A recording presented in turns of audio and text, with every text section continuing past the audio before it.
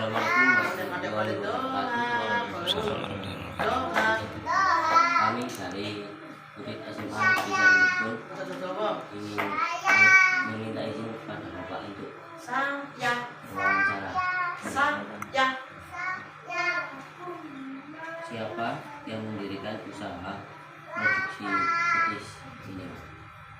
Yang mendirikan produksi petis dulunya itu orang tua saya, ya. Berhubung orang tua saya itu sudah meninggal, sebagai penerusnya ya saya sendiri sekarang yang menjadi pengelola selanjutnya. Ya banyak saudara, tapi saudara itu yang profesinya yang bisa mengelola perusahaan petis itu saya kira hanya saya sendiri yang bisa. Gitu. Yang lainnya itu ada yang terjunnya ke pertanian tambak, ada yang ke pertanian seperti tanam-menanam seperti di sawah, di kebun. Yang meneruskan usaha ya saya sendiri sekarang. Dan berdirinya itu apa? Masalah berdirinya itu ya sejak kami masih kecil, ya kurang lebih tahun 66 atau 67 gitu. Sudah berdiri perusahaan petis yang dikelola orang tua saya itu sejak 64 itu. Jadi, sebelum saya ada itu sudah dikelola, maksudnya sudah mendirikan perusahaan petis. Gitu. Tapi yang melanjutkan sekarang itu ya saya sekarang sama. Sejak mulai 98 kan orang tua saya sudah meninggal. Jadi awal tahun 2020 saya yang memegang kendali sekarang. Dan apa yang menjadi produk utama dari usaha petis Bapak? Begini, kalau masalah usaha petis kan gini, kan pengelolanya dulu itu kan saya tinggal mengembangkan kan gitu, mengembangkan. Jadi apa yang telah diciptakan tua saya dulu itu saya usahakan setiap tahun itu ada perkembangan. Tapi yang jadi pokok dari usaha petis itu ya pengelolaan pertama. Gitu. Seperti ya bahan-bahannya itu seperti tepung tapioka, terigu, ya, ada gula, ada istilah penyedap rasa dan lain-lain gitu. Nah itu masalah kualitas daripada petis itu sendiri itu tergantung dari nilai dari petis yang diproduksi. Harga itu berdasarkan dari baik buruknya pengelolaannya. Kalau memangnya pengelolaannya itu lebih baik berarti harganya lebih tinggi. Ya itu tergantung produknya. Memangnya itu kalau ada yang ukurannya itu sedang, ada yang menengah, ada yang atas gitu. Jadi kalau memangnya harganya itu relatif murah, yaitu bahannya ya enggak terlalu baik lah. Enggak terlalu baik dari bahan-bahannya itu sendiri, baik itu dari sari kepala udang itu ya enggak terlalu banyak yang dibuat untuk pengelolaannya itu enggak terlalu banyak. Baik tepung terigunya, baik tapiokanya itu kalau kualitasnya itu rendah, nah itu lebih banyak gitunya. Maksudnya tepung tapioka, terigu itu lebih banyak. Kalau memang kualitasnya itu lebih ke atas lagi, tepung terigu, tapioka itu tambah sedikit, sari kepalanya lebih banyak. Begitu. Jadi makanya kalau kualitas itu lebih baik berarti harganya lebih tinggi. Terus prosesnya bagaimana proses pembuatan? Oh kalau proses pembuatannya tadi kan saya singgung kan masalah pembuatannya itu begini. Setiap satu kali produk ya maksudnya satu kali proses ya itu tergantung kualitas yang kita kelola. Kalau memangnya kita pun mengelola yang lebih baik maksudnya itu di atas rata-rata maksudnya berarti kualitasnya kan lebih tinggi kan. Nah itu gini. Kita yang lebih rendah dulu ya kita bayangkan yang lebih rendah.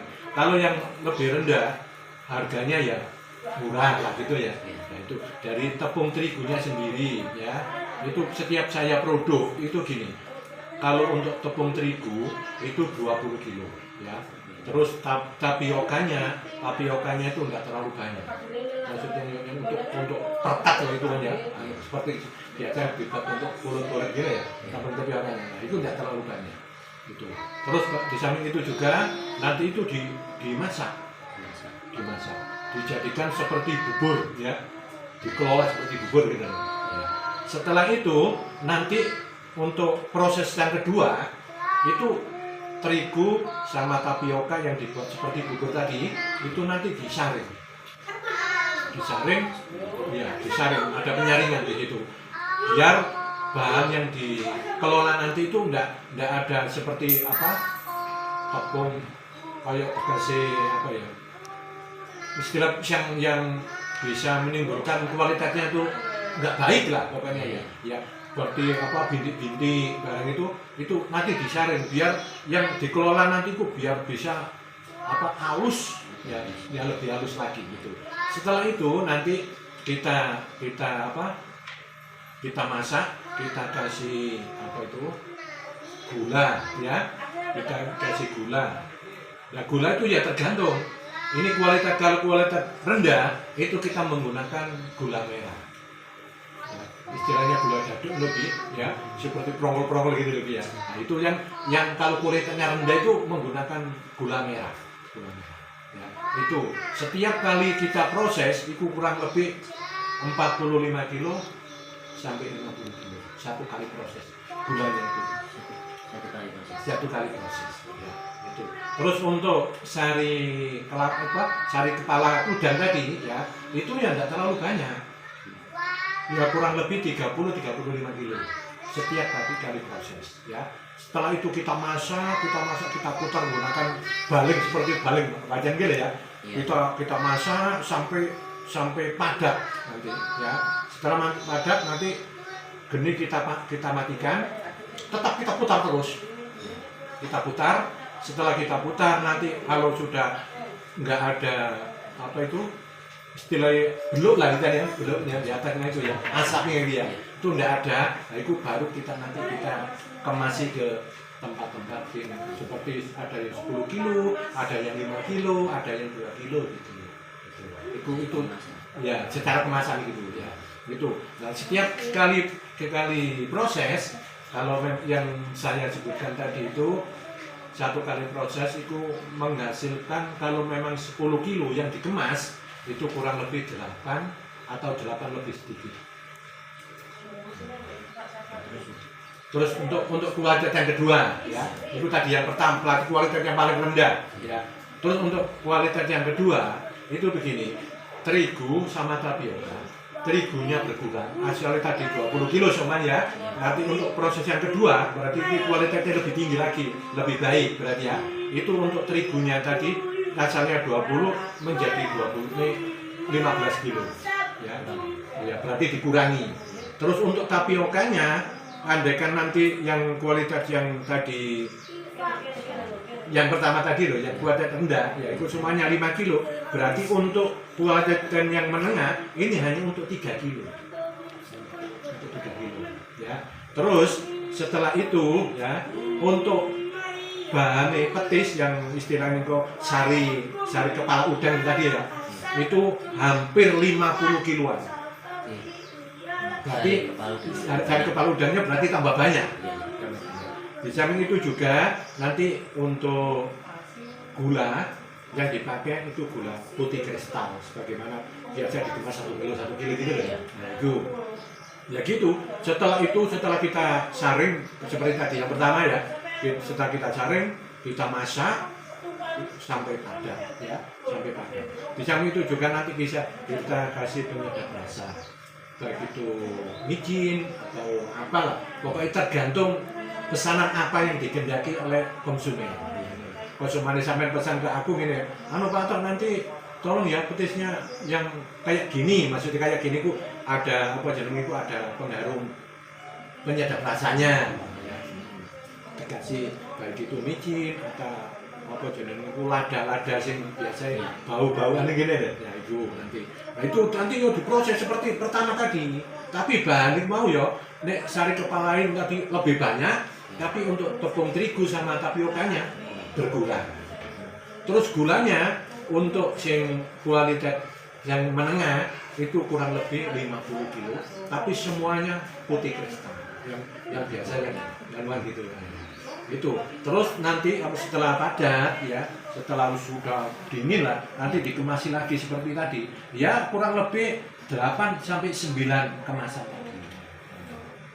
Terus bagaimana cara untuk mendistribusikan petis-petis Bapak?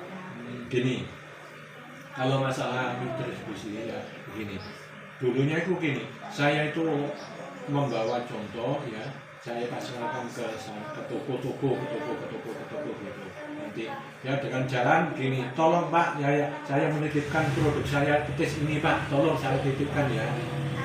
Nanti setelah kita titipkan di toko-toko ya, nanti kan ada yang semuanya di sini ada toko, sana toko. Nanti 1 minggu atau 10 hari nanti kita survei. Mana yang produk saya yang saya letakkan di toko ini, mana yang lebih ya yang bisa keluar, maksudnya ada konsumen yang menghendaki produk seperti saya tadi. Begitu caranya. Tapi sekarang gini, kalau saya kok semuanya itu seperti di sini di Gumeng ya, di Gumeng ada pasar. Tapi saya itu kalau memasarkan petis saya itu hanya satu tempat. Terus dari satu tempat itu sendiri nanti itu dikembangkan sama konsumen saya tentang Abi ya. Tak kirim nulis tak dekek sama kami ya. Nanti barangkali ada orang lain yang ingin menghendaki jual petis itu berarti langsung ke saya. Itu saya gitu. Tapi tidak tahu orang lain sistemnya kan sendiri-sendiri kan. Seperti itu. Terus nanti kantor gini, kalau semuanya gini ki nanti petisnya tinggal sekian. Nanti cumanya diperkirakan 1 minggu kok habis, nanti baru di-ban, nanti pesan lagi. Nanti saya produk, nanti saya perkirakan kok semuanya 10 kemasan ini 1 minggu habis, lagi saya perkirakan harus pokoknya 1 minggu ini saya harus kirim lagi. Mengapa Bapak memilih untuk terlibat dalam produksi pembuatan petis? Masalah itu gini ya, apa jenenge? Baik mau tadi kan aku sebutkan kan, memangnya orang itu kan mempunyai kelebihan sendiri-sendiri kan gitu ya. Sebetulnya saya itu sejak kecil nggak pernah usaha dagang, nggak pernah. Ya. Saya itu sejak kecil ya, hidup saya itu sekolah. Ya. Nggak pernah saya itu menetap di rumah nggak pernah. Ya, kan mulai keluar dari madrasah langsung ke Sedayu ya. Balik ke Sedayu sampai Alia, pindah pondok, langsung menetap kali. Jadi masalah urusan dagang itu saya buta sama sekali. Tapi entahlah, jeripaya saya itu kepingin usaha dagang, ada keinginan. Ya. Akhirnya saya perjuangi dari sedikit, akhirnya ya begini ini sekarang.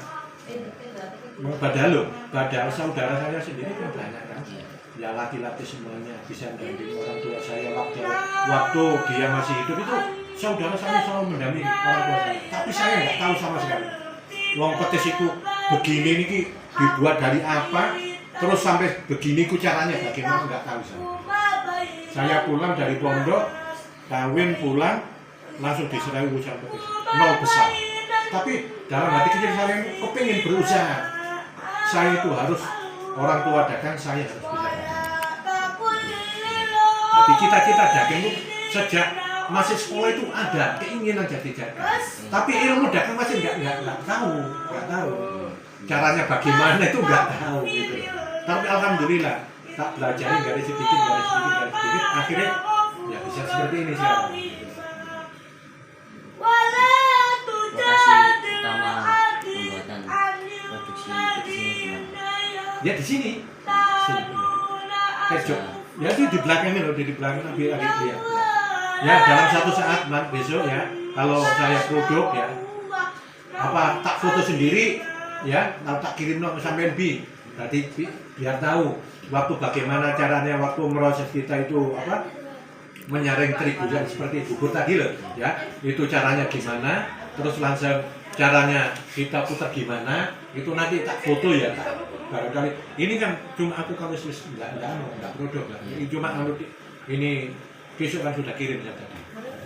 Nggak bisa juga memberikan apa foto-foto yang kanggo disampaikan ini loh. Ini nggak bisa.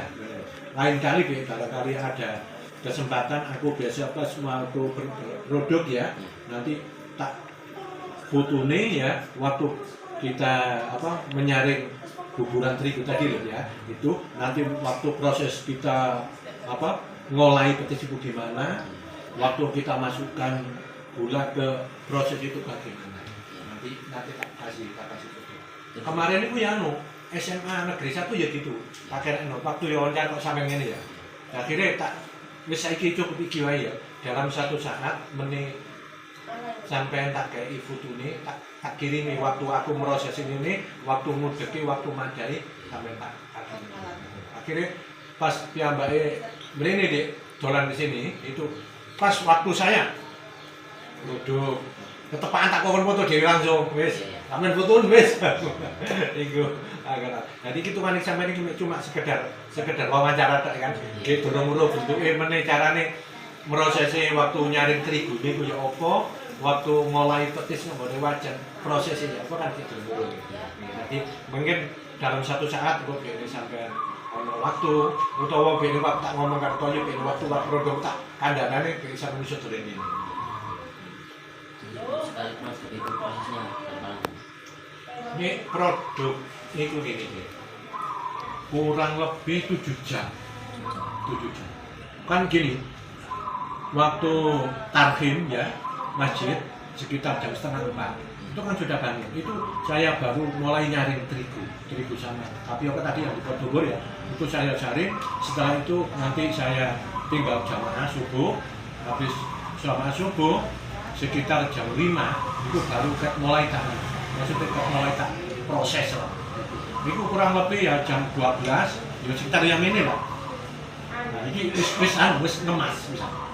Jadi kurang lebih 6 jam setengah. Ya pokoknya 6 7. Berarti enggak 6 ya 7 jam. Proses ikat mulai nyaring sampai ngemas. Terima kasih untuk jawaban dari Bapak. Amin. Sekian dari kami. Wassalamualaikum warahmatullahi wabarakatuh. Waalaikumsalam warahmatullahi wabarakatuh.